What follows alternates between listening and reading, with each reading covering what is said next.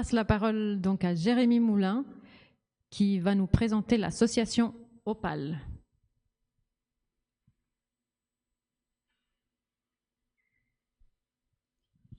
Le micro aussi.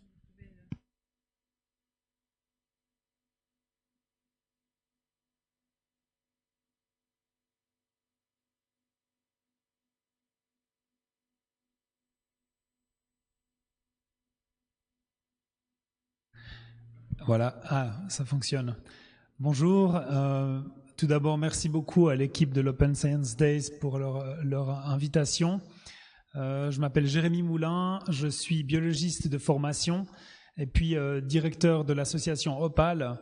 Je suis biologiste, j'ai fait mes études à l'UNIL ici à Lausanne, donc je suis un pur produit de l'UNIL. Et puis alors l'association Opal, c'est une association qui a été fondée en 2020. Fin 2020, et puis on a mené nos premières actions en 2021, les premières actions de terrain. Donc c'est une structure qui est relativement jeune. On arrive là cette année gentiment à la fin de notre 4e année d'action. Et puis c'est une association, donc Opal, ça veut dire Organisation pour la protection des alpages. C'est une association qui a pour but d'essayer de mettre en place des projets pour améliorer la cohabitation entre activité humaine et présence de faune sauvage. Donc diminuer les conflits humain-nature. Le conflit sur lequel on s'est concentré ces dernières années, c'est le conflit entre les loups et puis le monde pastoral, le pastoralisme. Donc ici sur cette image, on a un troupeau de moutons nez noirs du Haut-Valais, un troupeau qui est d'environ 500 moutons. Et puis on a le berger aussi Matisse, donc c'est un alpage et puis un syndicat avec lequel on travaille depuis 2022. Et puis je passe à la slide suivante. Donc comme je l'ai dit, Opal c'est une association à but non lucratif et reconnue d'intérêt public. On défend la biodiversité, on essaie de favoriser la mise en place d'une cohabitation la plus pacifique possible, parce que surtout dans le cas de la thématique des loups et puis de la conservation des loups et puis des enjeux pour les activités humaines, c'est pas toujours très pacifique. Voilà, entre les activités humaines et la faune sauvage. Donc on a 3 programmes qu'on a déjà mis en place chez Opal. Le premier programme pour lequel on a été le plus connu, peut-être vous en avez entendu parler, c'est un programme de surveillance des troupeaux. Donc on va engager des citoyens, des citoyennes bénévoles. Maintenant, on travaille aussi avec des civilistes depuis 2022 en collaboration avec le WWF suisse. Cette année, on a 25 civilistes qui sont engagés cet été dans ce projet de surveillance des troupeaux. Et puis en fait, on va former ces gens. Et puis on va les placer sur le terrain, sur les alpages, à la demande des agriculteurs et des bergers, des fois aussi à la demande du canton de Vaud, du canton du Valais. On va les placer de nuit, prendre le relais des exploitants. Dès qu'ils ont terminé leur journée de travail, ils réunissent leurs animaux dans des parcs de nuit et puis nos équipes interviennent à ce moment-là avec du matériel de surveillance, des jumelles à vision thermique par exemple, du matériel d'effarouchement et puis empêche les loups, parfois aussi les lynx, de s'approcher des troupeaux parce qu'il y a aussi des fois des conflits avec les lynx. Donc voilà, ça fait la 4e année maintenant qu'on travaille dans ce projet de surveillance-là. C'était le premier programme. On a vraiment réussi à inclure des citoyens, des citoyennes dans ce projet de conservation. Donc, on travaille aussi avec des agriculteurs qui sont volontaires. On essaye vraiment de faire de la conservation inclusive en incluant à la fois la société, les agriculteurs, l'État, aussi les ONG. Je parlais tout à l'heure par exemple du WWF avec qui on collabore beaucoup. Et puis créer une forme d'intelligence collective pour la sauvegarde des troupeaux et puis des loups. Donc ça, c'est le premier projet qu'on a démarré. Maintenant, on a aussi un projet de sensibilisation dont je ne vais pas beaucoup parler aujourd'hui, qui démarre avec des ateliers pédagogiques pour les écoles. On travaille aussi là-dessus avec les cantons. On est en train d'engager une personne qui va travailler là-dessus. Et puis, le dernier programme, c'est un programme de sciences. Pour l'instant, c'est beaucoup de la collaboration et puis de la collaboration dans des travaux qui ne sont pas menés directement par Opal, par notre structure, mais on permet en fait à d'autres structures de mener des travaux de recherche grâce à l'engagement de nos bénévoles. Donc je vais parler un petit peu de ça. Et puis tous ces projets qu'on a démarrés depuis 2021, eh bien, ils sont interconnectés. Donc grâce à ce qu'on fait sur le terrain, on arrive à permettre de créer de la science. Et ça, c'est vraiment le but et c'est ce qu'on va essayer de développer au cours des prochaines années. Donc juste pour avoir un petit bilan d'action, moi j'ai mis 2 bilans 2023-2024, j'ai oublié, après j'ai complété avec 2 années de plus, mais le bilan de 2021 à 2024, Alors 2024, on va avoir des actions sur le terrain jusqu'à la mi-octobre. Donc c'est un chiffre qui risque encore, les chiffres risquent encore d'augmenter, mais on voit qu'en 2021 on avait 186 bénévoles, 334 en 2022, 361 en 2023. Cette année on va dépasser les 450.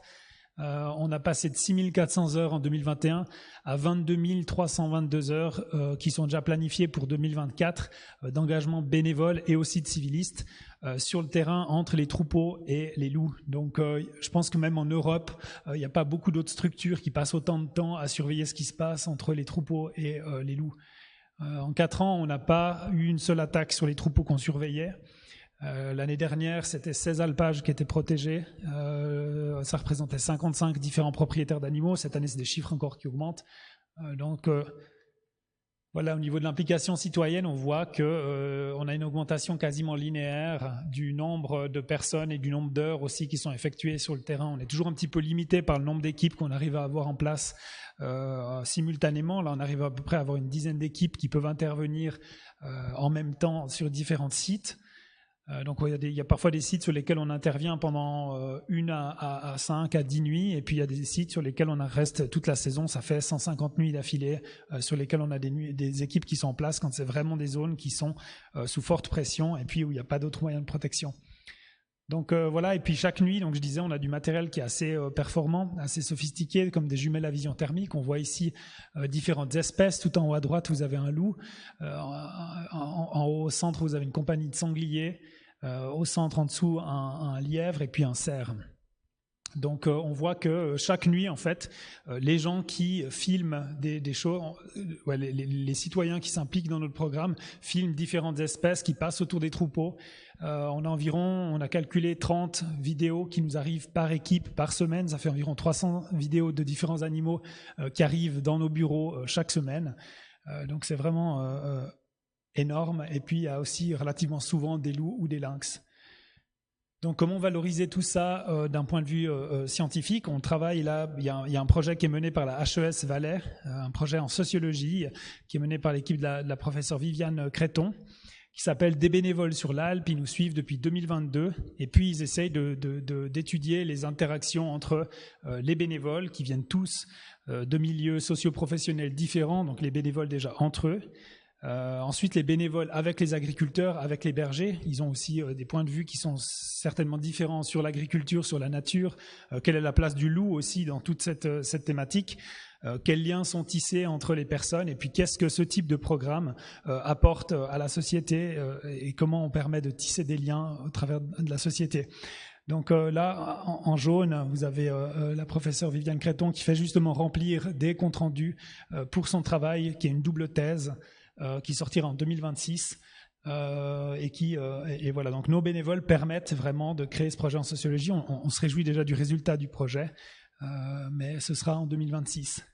Et puis à droite, on a des entretiens qu'on fait aussi relativement souvent pour nos statistiques avec des agriculteurs. On a environ un bilan mensuel, un bilan qui est fait chaque mois avec chaque agriculteur sur la situation, comment est-ce que les bénévoles sont perçus, est-ce qu'il y a des petits soucis à régler. Et puis on voit que jusqu'à maintenant, on fait des bilans depuis 2023 et l'ensemble des bergers et des éleveurs avec qui on travaille sont vraiment satisfaits du travail avec les bénévoles. Et puis à 100% aussi, 100% des bilans jusqu'à maintenant nous disent que les éleveurs recommandent même ce type de programme à des collègues. Donc on voit qu'on a beau travailler avec des gens qui ont des points de vue différents dans une thématique qui est extrêmement explosive, et puis finalement ça marche très très bien, et puis on a vraiment des résultats qui sont super. On a aussi des résultats, c'est un sujet qui est émotionnel et on voit qu'on arrive vraiment à réduire les tensions. Donc voilà pour ce qui est de la sociologie. Donc comme je disais, on est une structure relativement jeune. On participe pour l'instant à des projets qui sont externes et puis qui utilisent nos actions de terrain et nos bénévoles. Maintenant, au niveau de la conservation, donc en quoi aussi nos actions peuvent être utiles à la conservation? Alors déjà, il y a une étude qui est menée en ce moment par une autre structure. C'est aussi une double thèse qui est menée par la Fondation Cora. On a signé avec eux, donc la Fondation Cora travaille sur l'étude du monitoring et de l'écologie des grands carnivores. Puis on a signé un contrat de collaboration aussi sur une de leurs doubles thèses Et puis eux vont voir justement les endroits dans lesquels nos équipes sont placées, et puis ils aimeraient étudier la fréquence de passage des loups et voir si dans leur double thèse, c'est une des parties d'un grand projet de double thèse, voir si les loups évitent les zones qui sont où il y a des équipes qui sont placées, enfin voir les fréquences de passage. Et puis après, on a aussi dans notre comité, on a majoritairement des biologistes, on a un prof d'université de l'université de Lausanne, on a aussi une spécialiste qui fait son postdoc, qui est spécialiste des interactions proie-prédateur. Et elle a construit un compte-rendu de mission aussi, que chaque nuit, à la fin des nuits, chaque équipe de volontaires ou de civilistes, chaque équipe de veilleurs vont remplir. Il y a différentes variables qui sont demandées aux veilleurs. Il y a des variables environnementales, comme par exemple la luminosité, il peut y avoir le sens du vent. Il y a aussi des variables qui sont des variables sur l'absence ou la présence de proies naturelles des loups sur les alpages. Il y a aussi la présence ou l'absence de loups, la distance avec le troupeau, les comportements du troupeau, les méthodes d'effarouchement aussi qui sont utilisées chaque nuit. Et puis on espère, après quelques années de récolte de ces données, on a commencé à récolter ces données de cette manière l'année dernière, on espère pouvoir sortir aussi des statistiques sur ce qui fonctionne plus ou moins bien pour effaroucher des loups, et puis s'il y a des conditions environnementales dans lesquelles les loups viennent plus facilement que d'autres.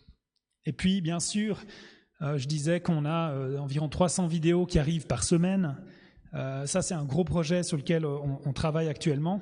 On a 300 vidéos qui arrivent à peu près par semaine de différents animaux. En 2022, il y a une étude qui a été faite par des ingénieurs en mécatronique en Inde, et puis ils ont essayé de voir si on pouvait utiliser l'intelligence artificielle pour détecter des animaux qui arrivent sur des zones où il y a des conflits avec les activités humaines. Et puis le résultat de leur étude, ça disait que oui, effectivement, aujourd'hui, on a de quoi faire une telle technologie pour protéger certaines zones d'activité humaine contre les dégâts d'animaux sauvages, mais que le problème, c'est qu'on n'a pas suffisamment de données d'entraînement pour entraîner l'intelligence artificielle. Alors, ils avaient essayé de prendre des images d'animaux en journée, les tourner en thermique, mais ça ne fonctionnait pas.